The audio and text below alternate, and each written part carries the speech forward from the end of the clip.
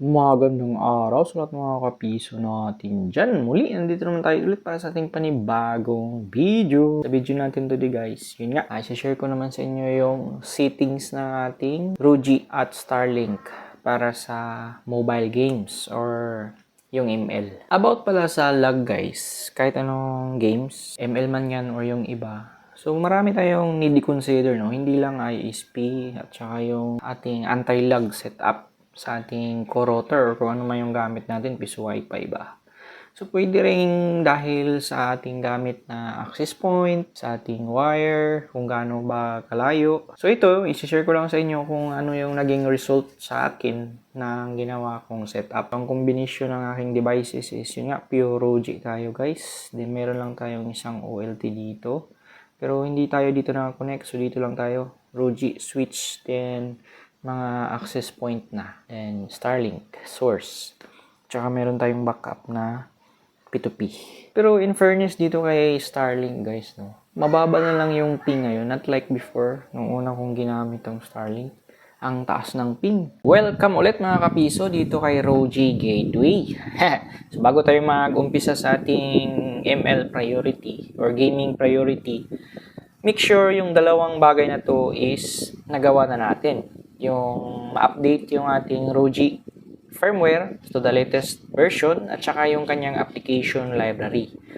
So kung paano gawin yun, pinakita ko na po yan sa last video natin, yung Starlink at saka ROG combo. So panoorin nyo lang po ulit. Okay? So once updated na po kayo, pwede na tayong mag-proceed. Madali lang po to siya guys, sobrang dali. More on pindot-pindot, check-check, save-save ka lang dito. Then restart. Okay? So punta tayo sa gateway and then punta tayo dito sa behavior. Yan. I don't know kung bakit behavior yung nakapangalan dyan, pero mostly ng mga malulupit na setup ni ROG is nandito sa loob ni behavior. So yung unang video natin, dito tayo sa app block. So dyan tayo gumawa ng filtering para sa Starlink. So panoorin nyo lang po yung video na yun. Ngayon naman, since gaming priority yung gagawin natin, so dito tayo sa QoS or Quality of Service. By default, si QoS ni ROG is naka-disable po yan guys. Yung unang gamit mo pa lang, disabled po siya. So ikaw yung magsiset up sa kanya. So ipapaliwanag ko lang. So dito, for example, dalawang ISP nga yung ginagamit mo. So dapat declare mo dito yung pinaka-actual na download at saka upload. Okay? Kasi dyan siya magbe-base para sa kanyang quality of service. In my case, ganyan po yung pinaka-stable na nakuha ko. Sa ating ISP1 or sa ating Starlink, yung download is nasa 150 lang nag-average. Then, syempre, yung upload 20. And then, sa ating P2P, so yan naman. So, kaya yun yung nilagay ko dyan. Okay? Proceed na tayo dito sa custom policy. Makikita nyo dito sa akin, meron akong na-custom policy. Yun nga, number 1 yung ML at saka yung mga IPOE client natin dito. Meron din. Mag-create tayo ng bago. Add. Then, ML Gaming. Then, dito sa type, user group pa rin. So, select natin dito yung user group. Saan ipa-priority natin si ML. So, maganda lahat na connected sa network mo. Or, pwede kang pumili dito. For example, mga Bindo user lang talaga yung i-priority mo. Pwede din. Kung paano pala gawin yan, user group, again, balikan nyo lang po yung nakaraan nating video. In-explain natin yan doon at kung paano siya gawin. Okay? So, for example, Bindo user for this video sake, yan yung isi-select natin dyan. Then, dito naman sa application, dito tayo sa custom. ML lang yung ipa-priority natin. Then, i-type lang natin dito guys, mobile, hopefully meron, Mobile Legends. So, ayun, lumalabas agad siya. So, yan pa yung ibang mga games. Pero Mobile Legends lang tayo focus. Yun. Di ba ang dali? Sobrang dali lang.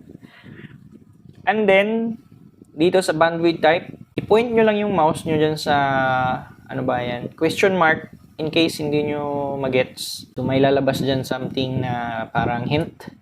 In shared mode, all IP address share the total available bandwidth. In independent mode, each IP address is assigned a specific rate limit. Okay, so gusto natin yung independent. Kasi gusto natin per user talagang mayroon silang specific na bandwidth. And then bandwidth limit. So i-limit lang natin. And then dito na sa uplink, limit at lang natin to guys, mga 2 siguro. Pag sinabi mong limit at, yun yung pinaka minimum na bandwidth na pwedeng i-allocate ni Roji sa dito, sa window user, tapos mag-ML sila. Yan. 2 ang pinaka minimum. Then dito sa upload link, pwede na siguro kung talagang example, marami kang user, then limited lang yung ating ISP. So, pwede dito na 3 siguro. Or, in my case, 5 yung ginagawa ko dyan. Then, same din dito sa download link. Ganun pa rin yung nilalagay ko. So, ayan.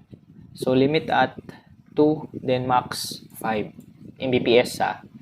Then, dito sa max limit per user, so ganun pa rin. 5 lang. So, once may nag-connect sa ating network, automatic mag-allocate si Roji ng 5 Mbps in case maglalaro sila ng Mobile Legends. Yan. So, parang ganun yung logic niya.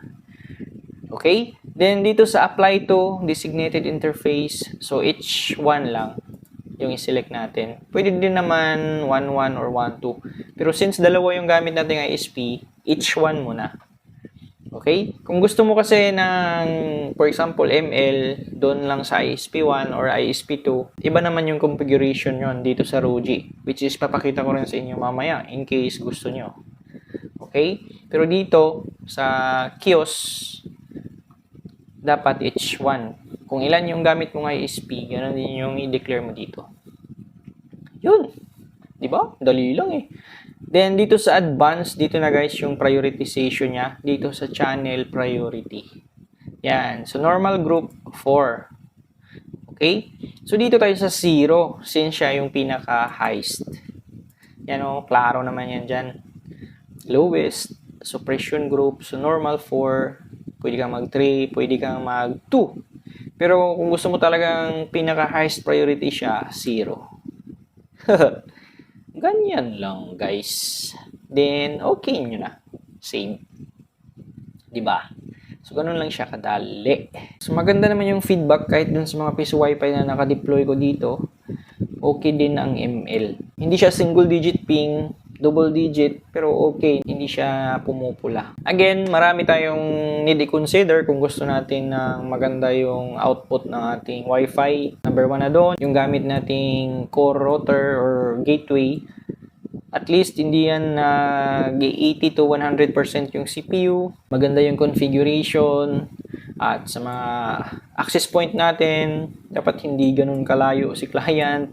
Yung mga ganun, marami. And bukod pa doon yung ISP. So, dito sa atin, worst nga yung ISP kasi wireless parehas. Pero na-achieve pa rin naman natin. Okay pa rin naman yung gaming experience natin or ng ating mga connected clients. Okay? Then yun nga, kung gusto nyo ng, for example, si Mobile Legends, gusto nyo doon lang sa ISP1, ISP2. So, dito natin yun gagawin sa Advanced. Gateway pa rin guys Advanced, then dito sa routing. Yan. So, mayroon ditong PBR, static routing, mayroon nga ring OSPF. Diba? Kompleto. Tingnan natin yung iba. Routing table info. So, dito lang tayo sa URL routing. Yan. So, meron nga ako dito, SOCMED to Starlink. So, social media ko, pinapadaan ko sa Starlink. So, paano nga ba yan gawin? Napakadali pa rin guys. Sobrang dali. Add lang tayo. Then, user group pa rin. So, for example, yung mga Bindo users natin, yan. Then, website, games, yan, all the time. Dito na, sa outbound interface. So, pili ka lang dyan kung saan mo padadaanin yung games. So, yun. For example, gusto mo yung mga certain users or certain traffic like games or YouTube, Facebook, isi-separate mo na isang one lang yung gagamitin. So, pwede dito kay Roji. At ang dali lang niyang gawin. Salamat sa panonood guys at kita-kits ulit tayo sa susunod nating upload.